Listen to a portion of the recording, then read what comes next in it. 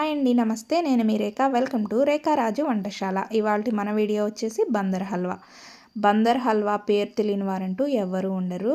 ఈ బందర్ హల్వాని గోధుమ పాలతో చేస్తూ ఉంటారు. అయితే మనం గోధుమ పిండితో ఈ బందర్ హల్వాని ఏ విధంగా ప్రిపేర్ చేసుకోవాలో చూసేద్దాం రండి. ముందుగా ఒక బౌల్ తీసుకొని అందులో 1 కప్పు గోధుమ పిండిని తీసుకోండి. 1 కప్పు గోధుమ పిండిలో కొంచెంగా వాటర్ వేసుకుంటూ మనం చపాతీ ముద్దని ఏ విధంగా అయితే కలుపుకుంటామో అదే విధంగా ఈ గోధుమ పిండిని మొత్తం చపాతీ ముద్దలా ఈ విధంగా చేసేసుకోవాలి. ఇప్పుడు ఈ ముద్దని ఈక్వల్ బాల్స్లా సెపరేట్ చేసేసుకోవాలి. ఇలా ఈ ముద్దనంతా ఈ విధంగా ఎన్ని బాల్స్ అయితే అన్ని బాల్స్లా ఈ విధంగా చేసేసుకోండి. ఇప్పుడు ఏ కప్పుతో గోధుమ పిండిని తీసుకున్నామో అదే కప్పుతో 3 గ్లాసుల వరకు వాటర్ తీసుకోవాలి. మనం 1 కప్పు గోధుమ పిండికి 3 గ్లాసుల వాటరు తీసుకోవాలి. ఇలా 3 గ్లాసుల వాటర్ పోసుకుని ఇప్పుడు ఈ బాల్స్ని ఇందులో నాననివ్వాలి. ఈ బాల్ని ఇందులో నాననిచ్చి మూత పెట్టి ఒక 2 గంటల వరకు పక్కన పెట్టేసేయండి. 2 గంటల తర్వాత ఈ పిండి అనేది నానుతుంది. ఇప్పుడు చూడండి, ఇలా జిగురుగా ఈ గోధుమ పిండి అనేది అంటే మనం ఇప్పుడు ఈ గోధుమ పిండితో గోధుమ పాలని ప్రిపేర్ చేస్తున్నాం కాబట్టి ఈ పిండి ముద్దనంతా ఈ విధంగా నీళ్ళల్లో బాగా కలిసేటట్టుగా కలుపుకోండి. ఇప్పుడు దీన్ని ఒక స్ట్రెయినర్ కానీ లేదా జల్లెడ కానీ ఒక క్లాత్ కానీ తీసుకుని ఈ గోధుమ పాలన్నీ వడకట్టేసుకోండి.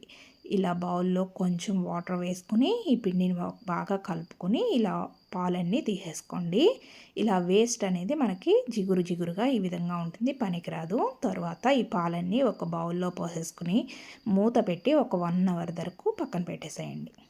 ఒక 1 అవర్ తర్వాత ఇలా పాలన్నీ సెపరేట్ అయిపోతాయి. వాటర్ అనేవి పైకి తేలి పాలన్నీ కిందకి వెళ్ళిపోతాయి. ఈ పాలనేవి కదపకుండా నెమ్మదిగా గరిటతో కానీ లేదా ఇలా పాలనేవి ఇలా కిందకి వెళ్ళిపోతాయి కదా, ఈ పైన వాటర్ అన్నీ వంచేసుకోండి. తర్వాత ఈ పాలన్నీ ఇలా పక్కన పెట్టేసుకోండి.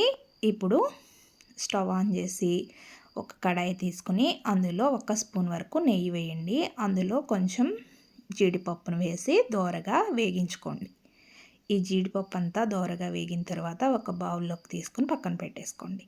ఇప్పుడు అదే నెయ్యిలో 1 గ్లాస్ వరకు షుగర్ వేసుకుని కొంచెం వాటర్ పోసుకుని దీన్ని పాకాన్ని ప్రిపేర్ చేసుకుందాం. ఇలా ఈ షుగర్ అంతా కరిగేటట్టుగా ఇలా కలుపుకుంటూ పాకాన్ని ప్రిపేర్ చేసుకుందాం.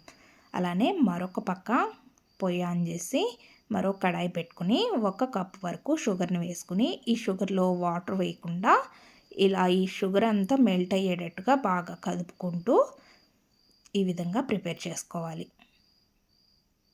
షుగర్ క్యారమెల్ని తయారు చేస్తున్నమాట మనం. ఈ షుగర్ని ఈ విధంగా దానంతట అదే మెల్ట్ అయ్యేటట్టుగా ఇలా కదుపుకుంటూ మాడకుండా ఇటుపక్క పాకాన్ని ప్రిపేర్ చేసుకుంటూ అటుపక్క షుగర్ క్యారమెల్ని ప్రిపేర్ చేసుకోవాలి. ఇప్పుడు ఈ షుగర్ పాకం మనకి ఇలా వస్తే సరిపోతుంది. ఇప్పుడు ఇందులో మనం పక్కన పెట్టుకున్న ఈ గోధుమ పాలని పోసేసుకొని ఈ విధంగా కలుపుకుంటూ ఉండాలి.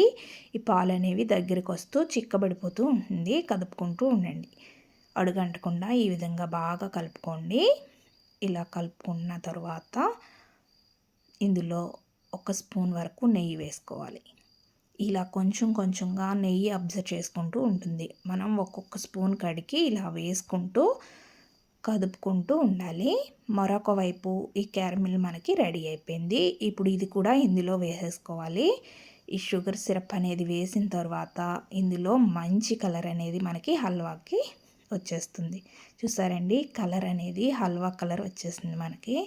ఈ మంచి కలర్ అనేది వస్తుంది. ఇప్పుడు ఇలా మరొకసారి కలుపుకుంటూ ఈ నెయ్యినంతా ప్రిపేర్ చేసుకోవాలి. ఇలా కదుపుతూనే ఉండాలండి కంటిన్యూ, ఎందుకంటే మనకి మాడిపోయి ఉండకట్టేస్తూ ఉంటుంది కాబట్టి కొంచెంగా నెయ్యి వేసుకుంటూ ఒక 6 కప్పు వరకు నెయ్యి అనేది పడుతుంది. ఇలా ప్యాన్కి సపరేట్ అయిపోయి ఇలా ఈ థిక్నెస్ వస్తే సరిపోతుంది. నెయ్యి అనేది మనకు పైకి కనిపిస్తూ ప్యాన్కి సపరేట్ అవుతూ ఉంటుంది. అప్పుడు ఈ హల్వాలో మనం వేగించి పక్కన పెట్టుకున్న ఈ జీడిపప్పును వేసేసుకోవాలి.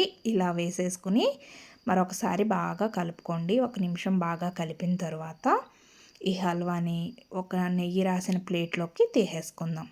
నెయ్యి రాసి ముందుగానే ఒక ప్లేట్ని పక్కన పెట్టుకోండి.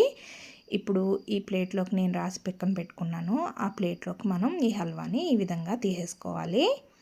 ఇలా వెంటనే హల్వాని మొత్తం వేసేసుకుని ఈ విధంగా మనం సర్దేసుకోవాలి. ఇలా సర్దేసుకొని కాసేపు అలానే వదిలేయండి. వదిలేసిన తర్వాత కాస్త చల్లారిన తర్వాత ఇలా నాట్లు అనేవి పెట్టుకొని మనకి ఏ సైజులో ముక్కలు కావాలో ఆ విధంగా కట్ చేసుకోవాలి. ఇంతేనండి, చాలా ఈజీగా అందరూ ఇష్టపడే బందర్ హల్వా అనేది రెడీ అయిపోతుంది. ఈ బందర్ హల్వా అసలు చాలా బాగుంటుంది. నోట్లో పెట్టుకుంటే కరిగిపోయేటట్టుగా ఉంటుంది. అందరూ చాలా ఇష్టంగా తింటారు. కంపల్సరీ మిమ్మల్ని మెచ్చుకోకుండా ఎవ్వరు ఉండరు. ఈ వీడియో నచ్చిందా అండి? నచ్చితే మీ ఫ్రెండ్స్ అండ్ ఫ్యామిలీ మెంబర్స్కి షేర్ చేయండి. మన ఛానల్ని సబ్స్క్రైబ్ చేసుకోండి. Thanks for watching.